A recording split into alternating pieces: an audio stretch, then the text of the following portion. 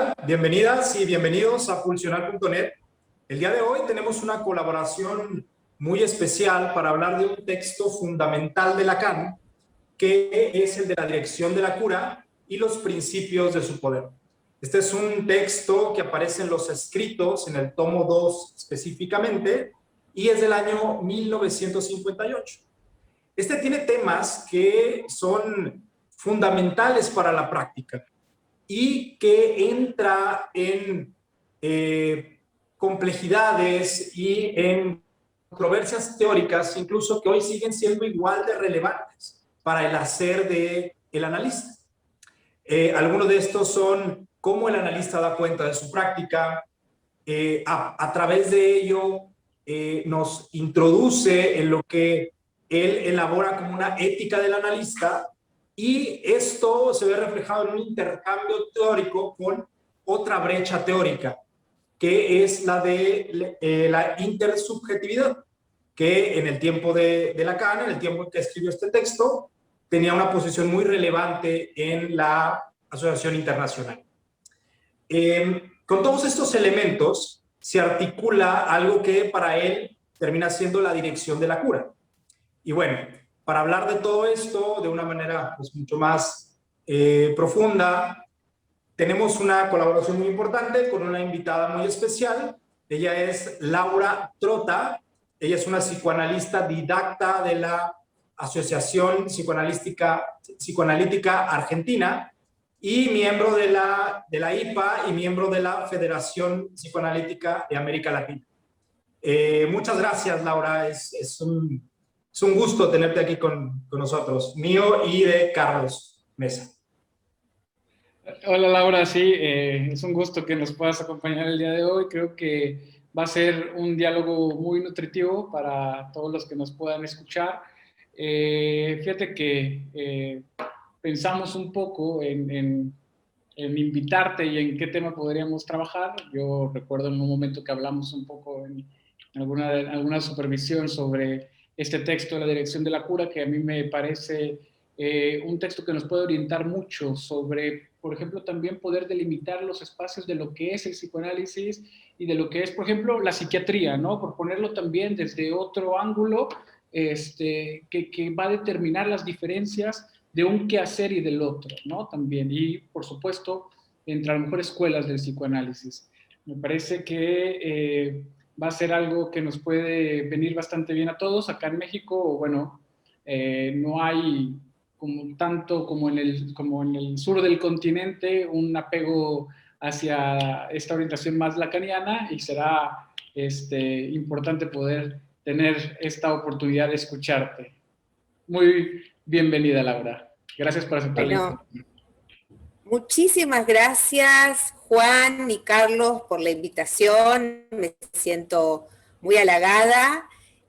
Bueno, a mí me parece lindísima la propuesta del programa de radio para acercarse a aquellos que estén interesados en el psicoanálisis, y que el texto sea un pretexto para que nos juntemos nosotros a conversar de lo que hacemos en nuestros consultorios, en nuestra clínica de todos los días. Por supuesto que este escrito de Lacan es un texto muy complejo. La primera vez que me acerqué a este texto no entendí nada. Me llevó muchos años poder entender algo de lo que Lacan expresaba allí, pero es un texto realmente muy interesante, muy clave. Así que me parece una buena propuesta para dar a conocer algo de lo que Lacan manifestó acerca de su orientación.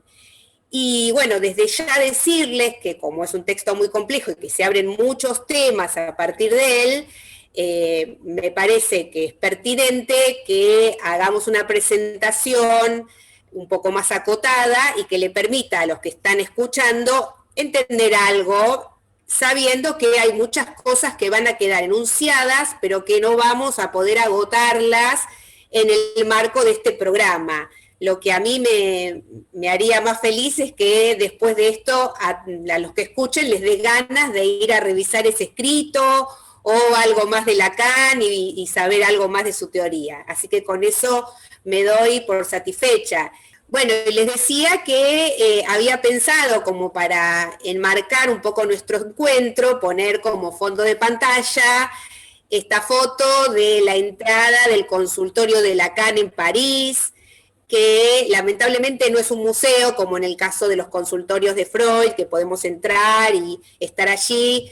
Acá solamente podemos ir hasta esta puerta, después a lo largo de esta charla vamos a poner otras fotos del consultorio adentro para que ustedes puedan conocer el ámbito en donde Lacan pensó mientras atendía a sus pacientes, toda su teoría y cómo habrá ido imaginando la construcción de su metapsicología, así que bueno, me parecía que era un detalle lindo para mostrar en esta circunstancia. Y bueno, respecto a este texto en particular, que fíjense que ya Lacan nos está dando algunos datos en su título, la dirección de la cura y los principios de su poder. Es decir, acá ya Lacan nos está diciendo, la cura tiene una dirección, pero hay algunos principios que los analistas tenemos que tener en cuenta, porque nuestra escucha tiene una especificidad, no es igual que cualquier otra escucha. Supongamos, Carlos mencionaba la psiquiatría, ¿es lo mismo la posición de un analista que la posición de un psiquiatra escuchando a un paciente? No, la posición del analista tiene una especificidad y va a tener que tener en cuenta ciertos principios que Lacan en este texto nos va a ir contando de qué se tratan, y también nos dice que hay algo en relación a un poder, la dirección de la cura y los principios de su poder. Vamos a ver de qué se trata este poder que nos menciona acá Lacan en este texto, que como bien dijo Juan, es un texto del año 1958, es un informe que Lacan prepara para el primer Congreso Internacional que organiza la Sociedad Francesa de Psicoanálisis, y lo escribe en un momento en el que la IPA se manejaba dirigiendo las curas a partir de la idea de la contratransferencia. Para aquellos que no están más cercanos al psicoanálisis, vamos a explicar que la contratransferencia es lo que siente el analista con el paciente, ¿sí? Y en ese momento se ubicaba en la IPA la teoría de la intersubjetividad, es decir, Lacan hace con este escrito una especie de denuncia. ¿Por qué? Porque para él, estos psicoanalistas post-freudianos que estaban en aquel momento en la IPA se estaban alejando de los postulados freudianos. Y empieza con una pregunta que a mí me gusta mucho. El texto empieza con esta pregunta: ¿quién analiza hoy? Fíjense, es una pregunta temporal, diría yo, porque siempre nos podríamos hacer esta pregunta y cuando la intentamos responder nos encontraríamos con las diferencias que fueron marcando las épocas y los diferentes desarrollos dentro de las líneas del psicoanálisis. Es decir, por ejemplo, esta pregunta, si yo me la hacía cuando comencé con mi práctica hace más de 25 años, la respuesta hubiera sido una, y si pensamos en este momento, es otra. Fíjense, estamos en el medio de la pandemia, de un día para otro todos los analistas quisimos seguir atendiendo a nuestros pacientes, tuvimos que caer de forma dramática, diría yo, en la atención online, ¿sí? Algo que venía siendo una tendencia, en todo caso una elección que podíamos hacer los analistas para atender a algunos pacientes que se encontraban muy lejos de nuestros consultorios. De repente fue el único medio para encontrarnos con los pacientes. Entonces, bueno, podríamos empezar a pensar en esta pregunta hoy y seguramente tendríamos que empezar a incluir algunas diferencias en cómo analizábamos antes de la pandemia, por ejemplo. Bueno, en aquel momento el análisis de los pacientes se hacía a partir de la contratransferencia. Y para Lacan eso producía una reeducación emocional del paciente. Y de esto no es de lo que se trata en psicoanálisis, es decir, nosotros no tenemos que reeducar al paciente. Entonces, en una interlocución permanente con los post-freudianos, él intenta en este texto diferenciar lo que es la persona del analista, que vamos a ir viendo en la medida que vamos conversando de qué se trata cada una.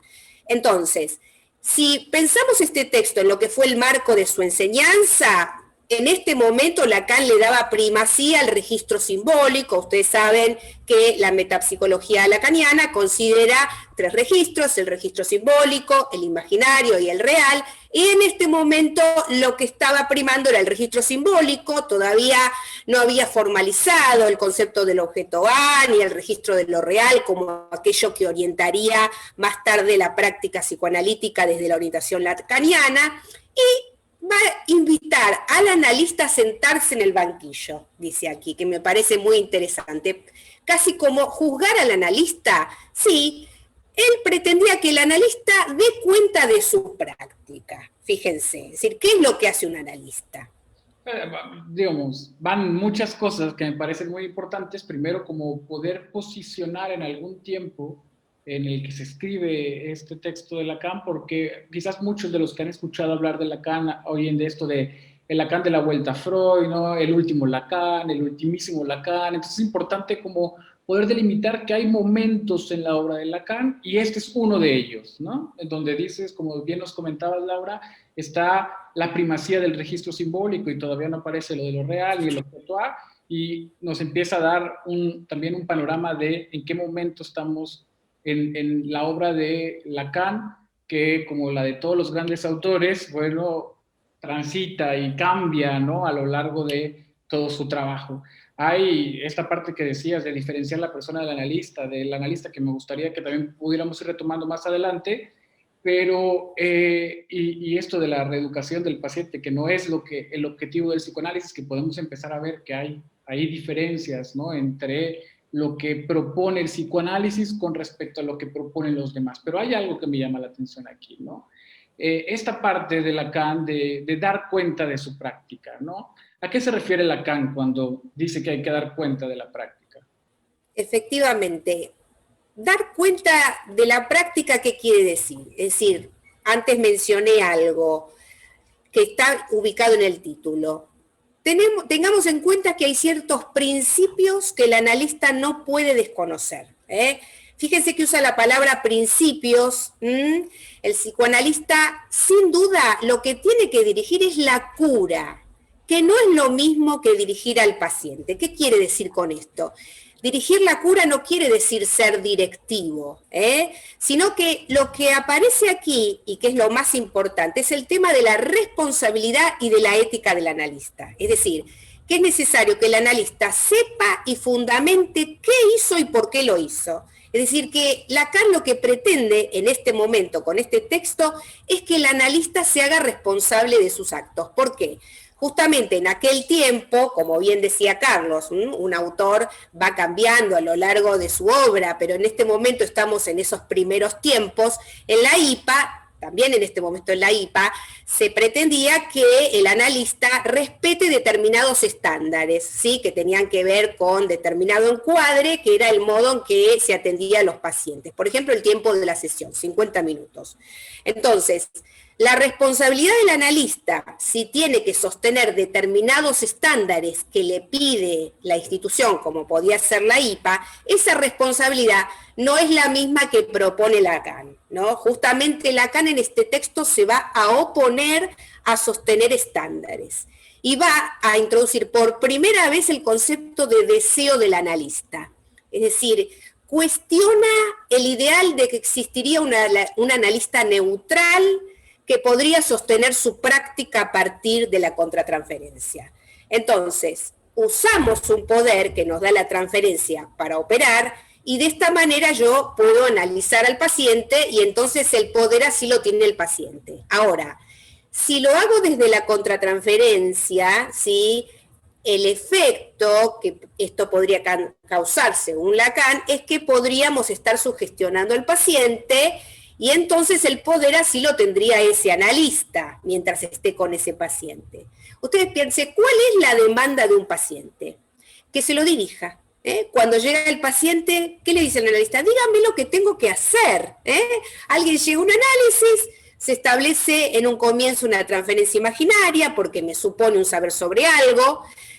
supongamos que a ese sujeto se le acaban sus respuestas que le funcionaron hasta ese momento y entonces intenta ir a algún lugar en busca de esas respuestas. Por ejemplo, imaginemos una situación posible, una demanda bastante frecuente en este tiempo, no sé, me quedé sin trabajo, siempre me echan.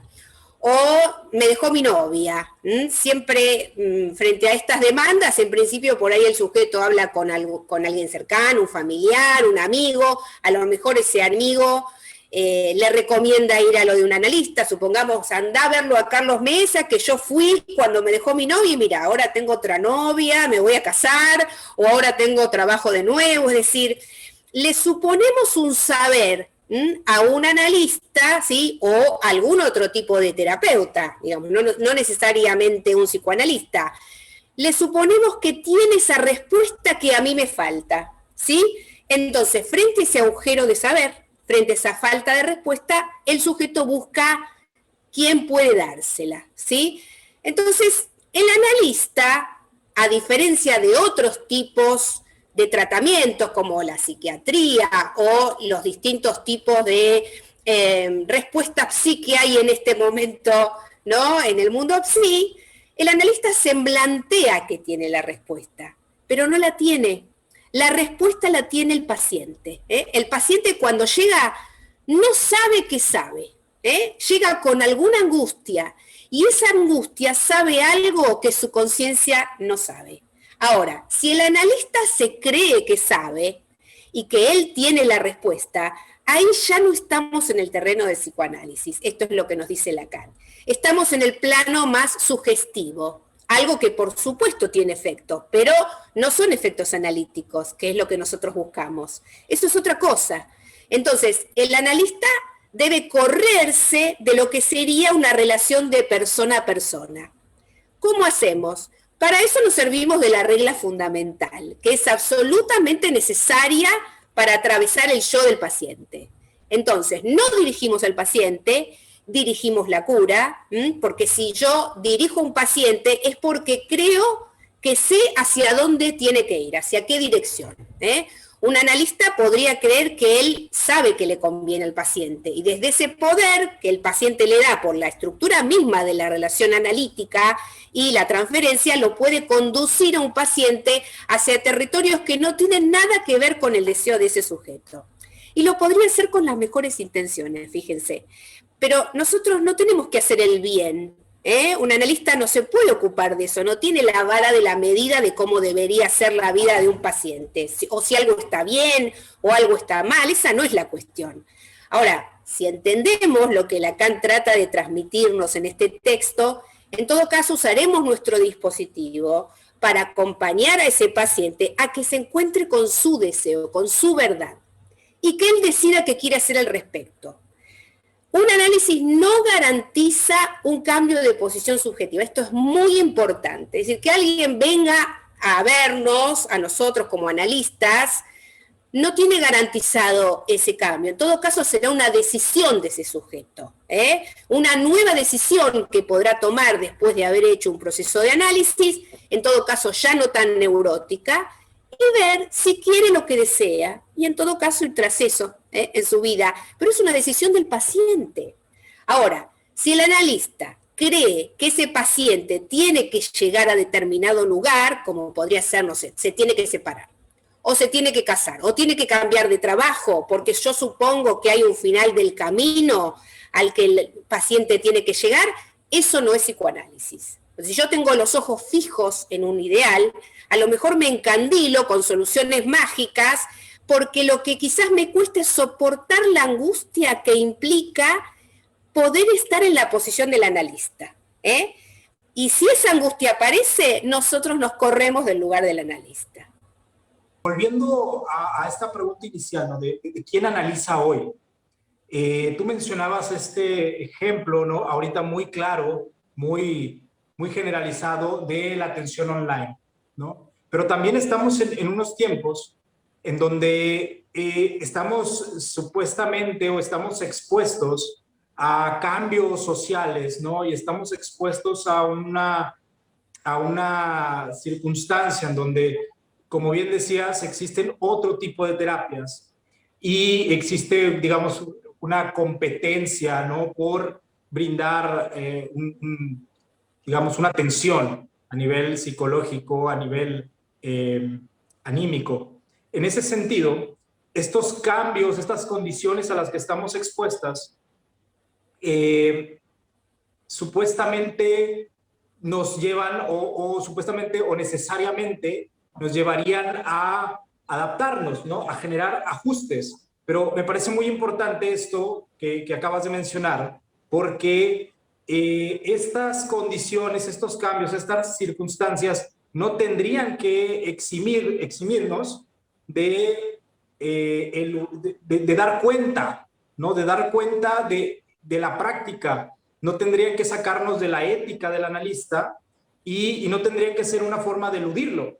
O sea, por eso me parece que es muy relevante esto que estás mencionando con respecto a la posición del analista. Y bueno, nada más quería como hacer ese apunte. Bueno, interesante lo que trae Juan, porque podríamos caer en ese apuro de que porque hay una emergencia, como por ejemplo podría ser la pandemia, nosotros tendríamos que también dar una respuesta a ese agujero de saber que tiene el sujeto. Y esta es la diferencia entre el psicoanálisis y otro tipo de terapéuticas, que ofertan respuestas. Nosotros no ofertamos respuestas.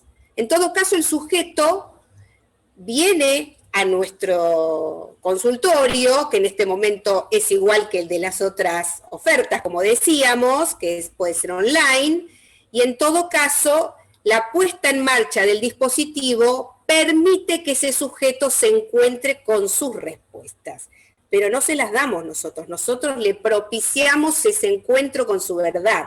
Entonces, ahí hay una diferencia en la especificidad de nuestra escucha, ¿se entiende? Nuestra escucha no es igual que la escucha de la mamá, o de un amigo, o del terapeuta cognitivo-conductual, o del psiquiatra.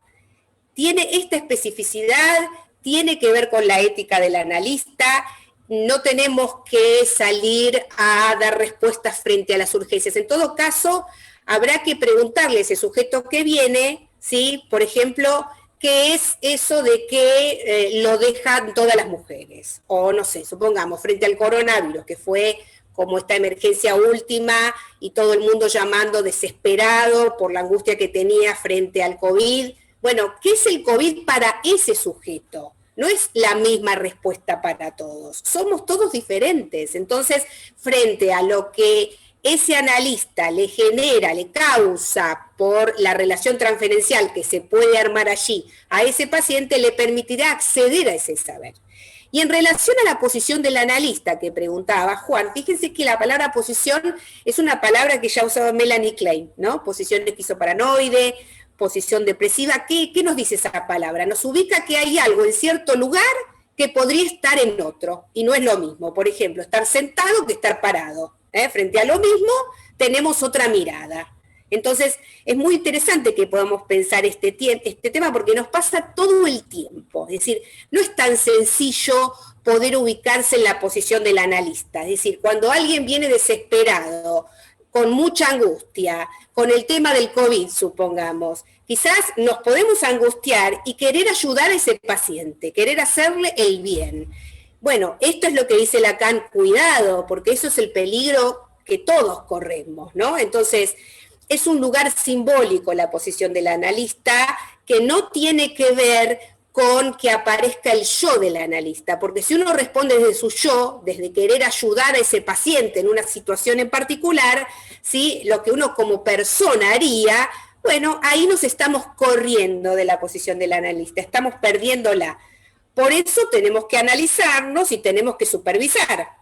Bueno, no es que Lacan desconocía la contratransferencia, igual que Freud. Ustedes saben, Freud menciona solamente en 2 oportunidades en toda su obra la palabra contratransferencia, es decir, no es que no sabían acerca de lo que le pasaba al analista con los pacientes. El tema es no dirigir la cura desde lo que contratransferencialmente nos pasa con ese paciente, porque si hacemos eso, estamos apareciendo con nuestro yo en el tratamiento. Entonces, la relación se transforma en una relación dual, se imaginariza, se transforma en algo de yo a yo. Y ese tercer lugar, que es ese lugar simbólico que decíamos, desde donde va a operar la intervención del analista, se desdibuja. Entonces, el efecto que tenemos no es analítico, es un efecto sugestivo. Entonces, si es así, el analista siempre va a ser el que tiene el saber. Y el paciente puede estar en tratamiento toda su vida, porque siempre va a tener que ir a lo del analista, preguntarle lo que fuere. Nunca se autorizaría. Entonces son análisis que duran muchísimo tiempo, donde los cambios no están muy claros. Solemos darnos cuenta de esto cuando viene alguien desde otro análisis y saben todo lo que les pasa a estos pacientes. Tienen una explicación para cada cosa que le pasa, pero no vemos los cambios. ¿Qué pasó ahí? Se ensancha el campo de la conciencia con un saber que es de otro, que en este caso sería del analista, y el saber del paciente no se pudo capturar. Fíjense, se perdió una oportunidad de que alguien se encuentre con su verdad. Si no, el efecto en la clínica es otro.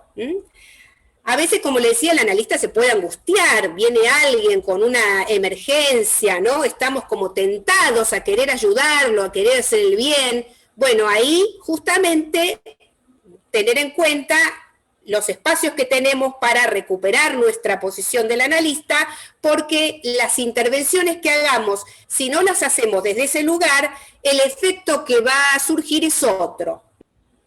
Laura, a propósito de todo esto que estás mencionando, de cómo se tiene que, o cómo se tendría que pensar la posición del analista, la intervención, cuál es la diferencia fundamental y esencial de lo que hace la práctica del analista a diferencia de las otras corrientes o de las otras opciones que pueda tener alguien para atender su particularidad.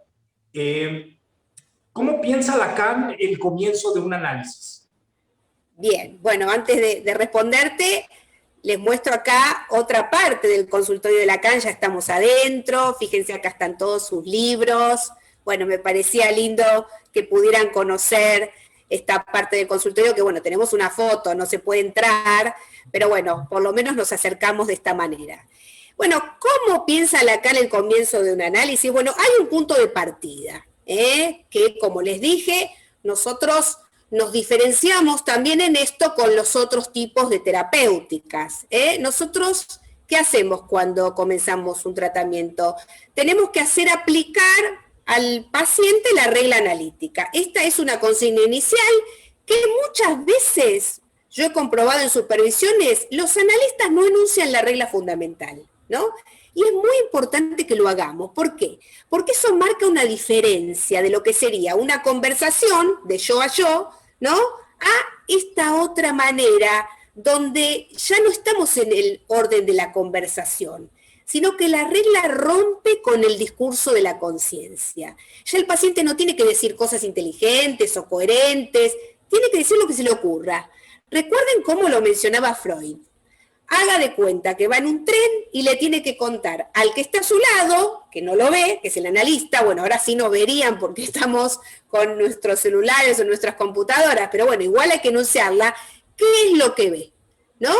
Imaginemos eso, un paisaje tras otro. Es como, bueno, ustedes son muy jóvenes, pero yo me imagino ver los antiguos negativos de las fotos, de cuando las máquinas no eran digitales y había un rollo, una tras otra, que van apareciendo esos negativos. Nosotros tenemos que propiciar que el paciente arme su película. No se la tenemos que armar nosotros, la tiene que armar él, ¿sí? Entonces es muy importante que comencemos enunciando la regla, es decir, hay que sostener la regla fundamental y la regla de abstinencia, lo cual es imposible. Esta no es una buena noticia, pero es así. Ustedes saben que es una aspiración sostener las reglas, porque intentamos sostenerlas. Cuando le decimos a los pacientes, díganos todo lo que se le ocurre, ya sabemos que no siempre van a decir todo lo que se les ocurre, pero tiene la posibilidad de hacerlo.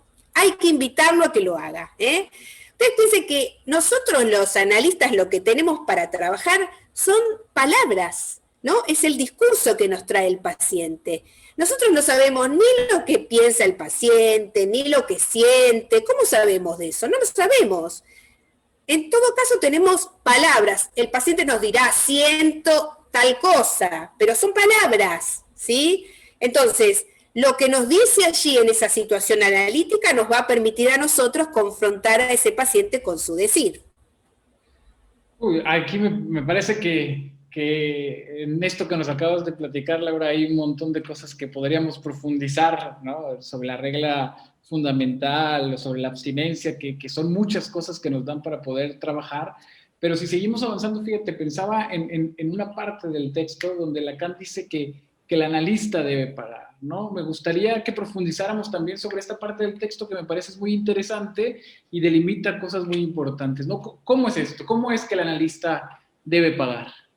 Bueno, es muy interesante esta parte, ¿no es cierto?, del texto. El analista debe pagar, es decir, no solamente pagan los pacientes, sino que el analista también debe pagar. Esto está en la primera parte de este texto, es muy interesante. Y hay tres cosas con las que el analista tiene que pagar, dice Lacan. Una es que paga con palabras. Fíjense, acá estamos en una dimensión simbólica, se refiere a la interpretación. Recordemos que el análisis es una práctica que opera sobre lo real, pero a través de lo simbólico. También debe pagar con su persona, fíjense, porque aunque no queramos, estamos ahí prestando nuestra persona como soporte para que se establezcan los fenómenos de la transferencia. No es que entregamos nuestra persona, pero prestamos nuestros ropajes imaginarios para que se establezca una transferencia. Y también, dice Lacan, y lo voy a leer tal cual, ¿no? Tiene que pagar con lo que de esencial hay en su juicio más íntimo, para mezclarse en una acción que va al corazón del ser. ¿Qué quiere decir Lacan con esto? Acá está apuntando al deseo inconsciente, es decir, que hay una acción que opera desde un deseo. Si esto no está, nuestras palabras y nuestra persona, que con lo que dice Lacan que tenemos que pagar, no va a producir el efecto que estamos esperando. ¿Se entienden? Ustedes piensen que el analista es analista por lo que dice, Si alguien los viene a consultar y se queda atendiéndose con ustedes es porque le dijeron algo que operó sobre lo real, porque produjo un efecto, ¿sí? Y también está la otra alternativa, como dijimos, el análisis más de corte sugestivo, ¿sí? Que podría ser que el sujeto se quede mucho tiempo, pero que no tenemos efectos analíticos. ¿Qué quiero decir con esto? Que si alguien falta a la sesión, no quiere decir que no está en un análisis. Y que si alguien sigue viniendo todo el tiempo, tampoco quiere decir necesariamente que está en un análisis, ¿entiende? Va a tener que ver con la posición del analista y con que pueda dar cuenta de qué es lo que está haciendo. Laura, como bien comentabas al principio, este es un texto muy, muy complejo, con muchos elementos, con muchos matices que no terminaríamos de abarcar y que algunos solamente pues, van a quedar ahí enunciados y van a quedar como para que quien nos escucha tenga la inquietud, ¿no? De ir hacia el texto y de poder abordarlo de manera personal. Pero me gustaría que nos pudieras explicar cómo se articulan todos estos elementos, estos pagos, con palabras, con el ropaje imaginario, cómo se organiza la cura de acuerdo a Lacan, de acuerdo a este texto. Bueno, primero mostrarles que acá tenemos otra foto, ¿no? Una parte más íntima, como decía Carlos recién, del consultorio de Lacan, y ya con esta no tenemos más fotos del consultorio, pero bueno, les mostramos hoy todas las que teníamos de estos ambientes. Es interesante entonces que podamos pensar que Lacan nos dice que la cura se organiza. ¿Qué quiere decir esto? Es decir, no es de cualquier manera la escena analítica. Él piensa que tiene una organización, no es que nos sentamos allí con el paciente y escuchamos como escucharía otro tipo de terapeuta, el psiquiatra o un familiar o un amigo, ¿no? Hay una organización. Entonces, la cura analítica tiene una dirección. Entonces, ¿cómo piensa Lacan esta organización? Él va a decir, la cura está organizada en torno a tres cosas. Una política que la determina, una estrategia que se pone en juego y una táctica que define el encuentro. Política, estrategia y táctica.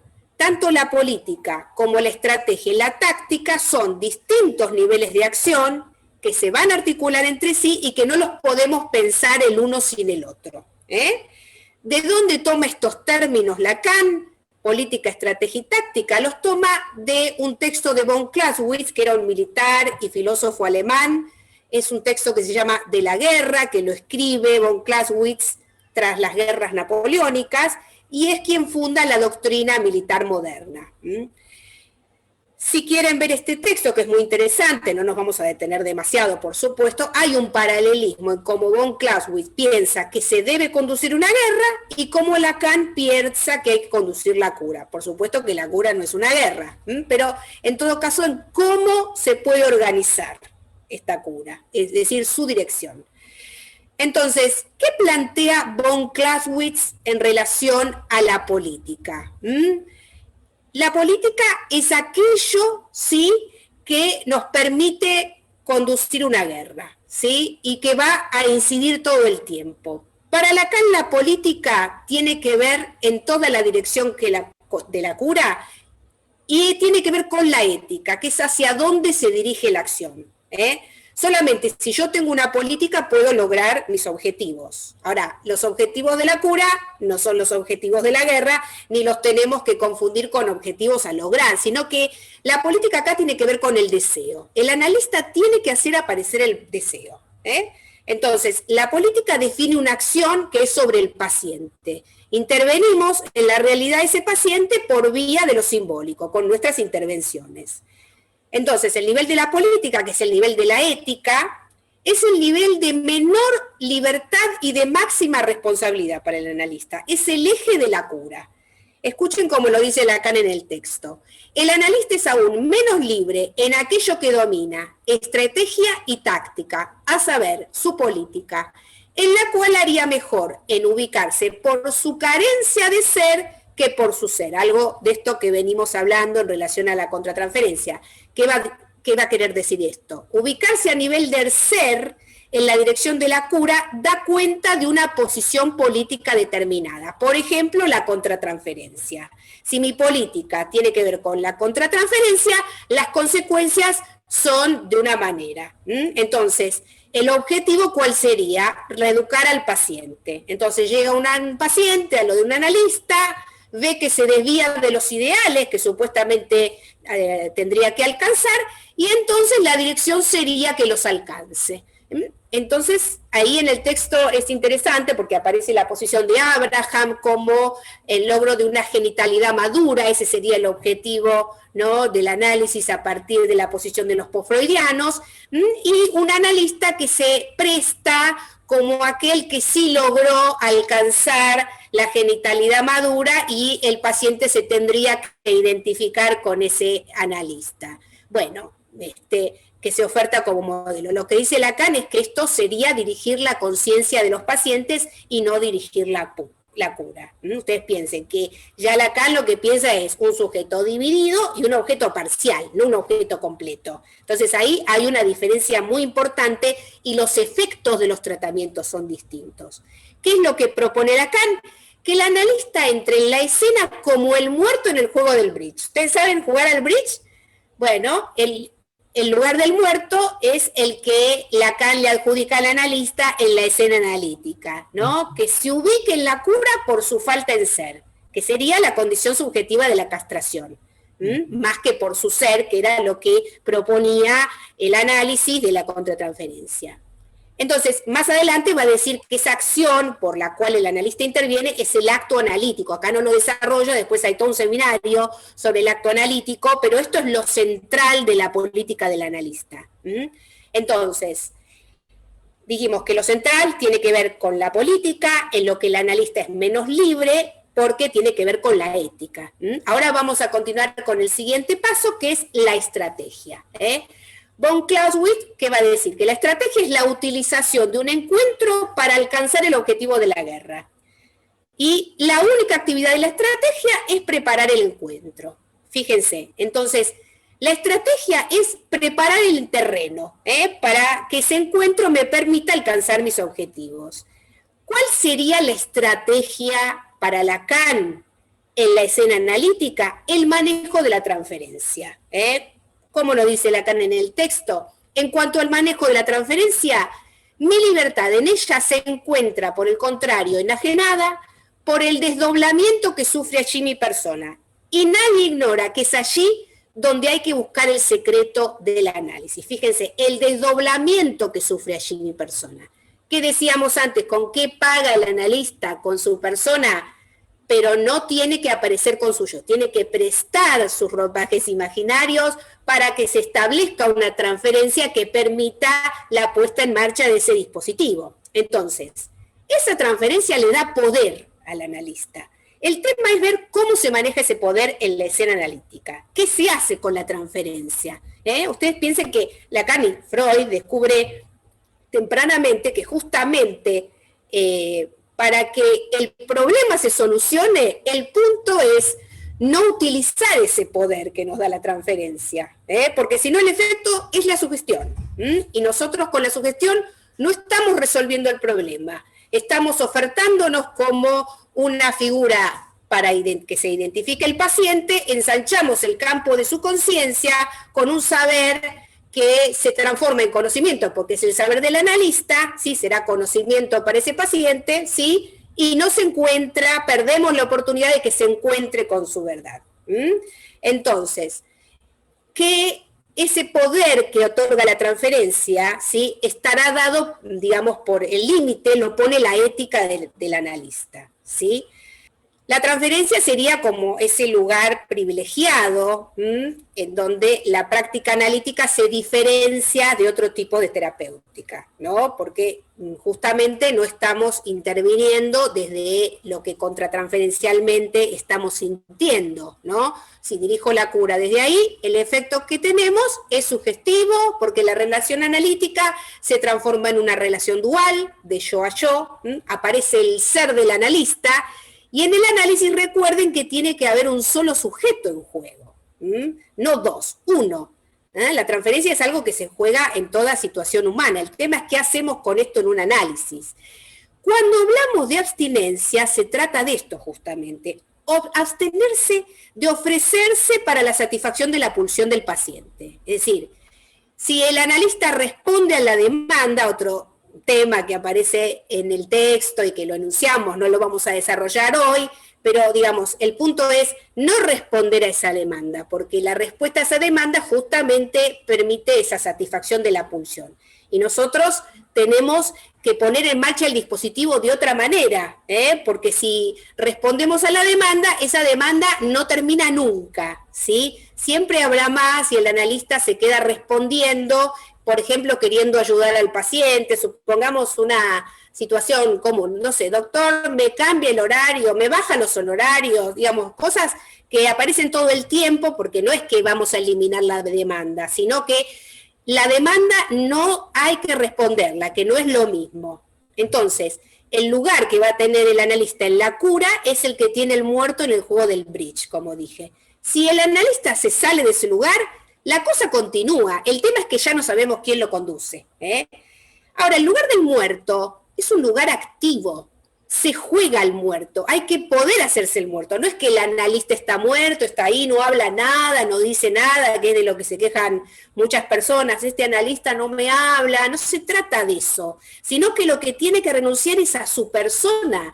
Por eso en este texto todo el tiempo Lacan trata de diferenciar lo que es el analista de la persona del analista.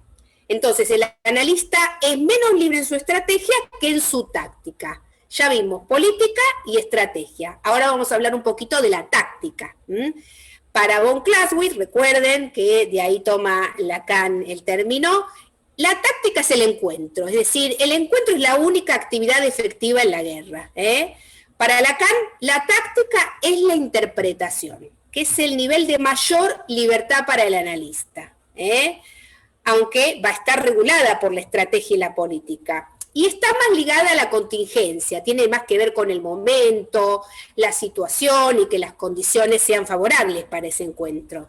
El efecto de la palabra del analista tiene que venir del gran otro, ese lugar, ese tercer lugar que mencionamos, ese lugar simbólico en el que el yo del analista no puede aparecer, Si aparece el yo, como dijimos, achatamos el plano del análisis al registro imaginario, nada más, de yo a yo, y los efectos serán sugestivos y no serán analíticos. Bueno, esto nos da cuenta de la parte complicada también de lo que es posicionarse en ese lugar del analista, y también lo que hablábamos al inicio, ¿no? De particularizar qué es lo que hace que un encuentro sea analítico y que se pueda hacer una situación analítica. Digamos, es un tema muy amplio que seguramente hay que seguir trabajando, ¿no? Pero pensemos entonces un poco, ¿cuál sería el otro lado, ¿no? Es decir, ¿qué pasa cuando esos efectos son sugestivos, ¿no? Exacto. Bueno, ¿qué pasa, no? En esas respuestas rápidas que algún tipo de tratamiento podría dar, o algún analista que pierde su posición, ¿no? Digamos, ahí hay algo de corta vida, podríamos decir, solucionándole algo a un paciente. Algo retornaría al momento inicial. Entonces, fíjense lo que dice Lacan en el texto, muy al comienzo respecto a esto, que sería un efecto sugestivo. Pensad qué testimonio damos de elevación de alma al mostrarnos en nuestra arcilla como hechos de la misma que aquellos a quienes amasamos. Es decir, proponernos como figura para que el paciente se identifique y que se parezca a nosotros, digamos. Ahí hay algo de como un amasado del paciente, no se trata de eso. El efecto analítico implica otra libertad para ese sujeto, es una decisión diferente, como dije antes, que se la posibilita el análisis, pero no se le impone, ¿eh? Ya no, quizás no caiga en la neurosis en esa nueva oportunidad de tomar otra decisión, pero el sujeto se puede encontrar con su deseo y decidir qué quiere hacer con eso. Ustedes piensen que ya Freud intentaba desde el principio usar el diván y la regla fundamental justamente para despejar lo más posible la relación de yo a yo, justamente porque el diván propicia que la relación no sea de persona a persona. Pero bueno, el tema es justamente que la escucha tenga esta especificidad y que no otorgue una respuesta como otorgan otros tipos de terapéuticas, para que el paciente justamente animándose a aprovechar el dispositivo por lo que la transferencia con ese analista le causa, se encuentre con su respuesta, con su verdad. Vale, regresando a este otro lado, ¿no? Viendo el contraste con lo que sería un efecto sugestivo, regresando a esto del efecto analítico, en el texto Lacan nos dice que, bueno, se trata de intervenir en lo real por medio de lo simbólico. En ese sentido, pues la interpretación es algo fundamental. Laura, en este escenario tan definido, tan detallado, donde, como bien se decía al principio, se da cuenta de la práctica y del actuar del analista, ¿cómo piensa Lacan la interpretación? Bueno, buena pregunta, ¿no? Que es otro de los temas muy interesantes que aparecen acá en este texto ampliamente. Para esta altura de Lacan, el deseo es su interpretación, porque él se empieza a preguntar cuál es el lugar de la interpretación en un análisis, por lo que estaba pasando en el psicoanálisis en ese momento, que él veía que se estaba desvirtuando un poco lo que Freud había propuesto como interpretación analítica. Así, ¿qué es una interpretación? Una explicación, una gratificación, una respuesta a la demanda. Lo importante no es el modo en que el analista formula verbalmente una interpretación, sino el lugar al que apunta y cómo éste se articula con una transformación posible. Es decir, la interpretación tiene que introducir el elemento faltante. No tiene por qué acercarse a la verdad de los hechos, ¿no? De hecho, Lacan se pregunta, ¿quién es el analista? ¿El que interpreta aprovechando la transferencia? ¿El que la analiza como resistencia? ¿El que impone su idea de realidad? ¿Quién es el que habla? Cuando el analista interviene, lo que debería resonar es el inconsciente de ese sujeto. ¿Se entiende? Entonces, ¿cuál es el trabajo del analista? Abrir el desciframiento del inconsciente y no insistir en la satisfacción funcional. Entonces, vamos a resumir un poquito de qué se trataría entonces la dirección de la cura. que Lacan nos propone, este proceso que implica 3 momentos. Un proceso que va de la rectificación de las relaciones del sujeto con la realidad, ¿sí? Un desarrollo de la transferencia y a partir de allí la interpretación, que si es analítica apunta al deseo. Porque ¿qué podría pasar si la interpretación no apunta al deseo y por ahí el analista confunde la defensa con la pulsión? Como hay un caso ahí que no lo voy a detallar hoy, pero algunos quizás quieran revisarlo. Él trabaja allí el análisis de un paciente de Cris, que era un analista americano, el famoso caso de los sesos frescos, donde el analista confunde justamente la defensa con la pulsión, y entonces el efecto que tiene la intervención del analista no es la rectificación subjetiva, sino que produce un acting out. Este sería el peligro, digamos, que encuentra Lacan en tornar la interpretación en algo que no venga de este lugar tercero, como decíamos, y que produzca el efecto analítico y no de un acting out, un efecto sugestivo. Estamos todavía en el terreno de lo del deseo, ¿no? Y bueno, ¿no? Nos acercamos también a una parte, ¿no? Bueno, si hay que dirigir la cura, ¿cómo pensamos el final de esa cura, ¿no? ¿En qué momento se llega al final? Bueno, buena pregunta, ¿no? Ya nos dice Lacan, la cura tiene un final, termina.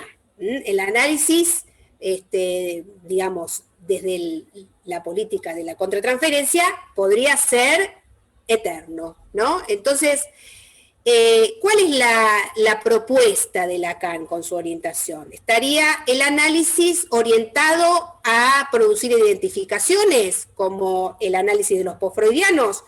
No, justamente iría en la línea de caída de las identificaciones. Entonces, lo que podríamos decir en este contexto, en el programa de hoy, es que efectivamente el análisis tiene un final.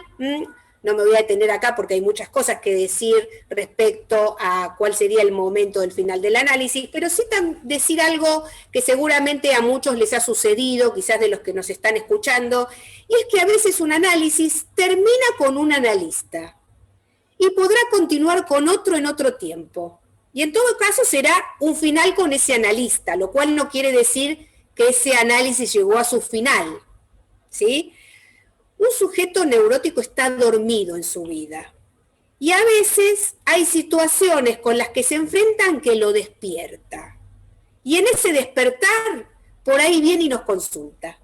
Entonces, cuando alguien se va de un análisis, pero la cura claramente no terminó, lo que a veces sucede es que quizás ese sujeto decidió volver a dormir. ¿Por qué? Porque los momentos del despertar son momentos de gran angustia y no es tan sencillo soportar eso. Entonces, cuando un paciente a lo mejor necesita irse, por ahí necesita volver a dormir para quizás en otro tiempo retornar. Entonces, ahí el analista no debe forzar la situación. Si alguien se quiere ir, tenemos que soportar que quizás situar, esto no terminó, pero el paciente quizás necesite irse. Al final del texto, Lacan dice algo respecto al poder, que quiero leérselos, que me parece interesante. Aquí, pues, en el principio maligno de ese poder, siempre abierto a una dirección ciega. Es el poder de hacer el bien. Ningún poder tiene otro fin. Y por eso el poder no tiene fin. Pero aquí se trata de otra cosa. Se trata de la verdad, de la única verdad sobre los efectos de la verdad. La verdad siempre es desconocida. Entonces, ¿a dónde va la dirección de la cura? Bueno, hay algunos puntos que vamos a situar. La palabra tiene en ella todos los poderes, que son los poderes de la cura. Estamos muy lejos, por la regla fundamental, de dirigir al sujeto hacia alguna dirección determinada. Lo dejamos libre de que lo intente. Esa libertad es lo que más le cuesta tolerar al sujeto. La demanda que siempre aparece en el análisis, el analista tiene excluido poder satisfacerla, ¿sí? Y que no ponemos ningún obstáculo a la confesión del deseo, pero está complicado que el deseo pueda ser dicho, justamente porque el deseo es metonímico, es decir, no puede ser dicho con palabras así nomás, sino que habrá que leerlo en el discurso de ese paciente. Por eso Lacan dice al final de su texto que el analista tiene que ser un letrado, por lo menos le pide eso, que sepa leer el deseo.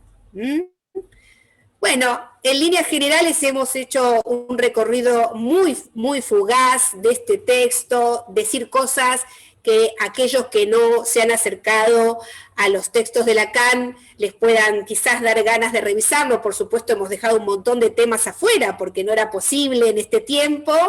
Y bueno, esto es lo que me pareció más coherente presentar y charlar con ustedes, que me encantó estar en el programa.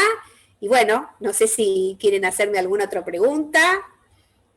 Me parece que esta parte con la que cierras, Laura, la de que el analista tiene que ser un letrado, es decir, que debe saber leer el deseo, ¿no? Y bueno, lo que implica el deseo para Lacan también sería bien interesante. Obviamente no lo podemos tocar ya en el video de hoy, pero quizás podamos trabajar en algún otro, por ejemplo, se me ocurre ahora sobre el grafo del deseo, ¿no? Para que poder entender a qué se refiere también Lacan con eso y, digamos, hay eso y un montón de cosas más que nos puede dejar la duda, pero creo que de eso se trata un poco, ¿no?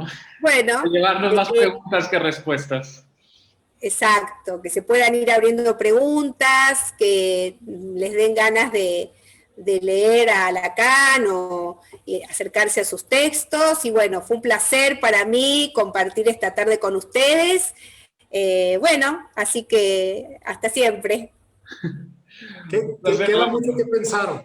Queda mucho que pensar definitivamente, Laura. Muchísimas gracias por esta charla tan expositiva de este texto que a su vez es tan preciso, tan pertinente, pero también tan complejo de Lacan, ¿no? Entonces, pues, muchas gracias. De verdad, es un gran aporte para el espacio y para las personas que nos están viendo, seguramente. Bueno, gracias Carlos y gracias Juan, y los felicito por este programa, por la radio, por la pasión que ponen en transmitir psicoanálisis de esta manera, así que bueno, cuentan conmigo. Muchas gracias. Gracias, Laura, un abrazo hasta Argentina.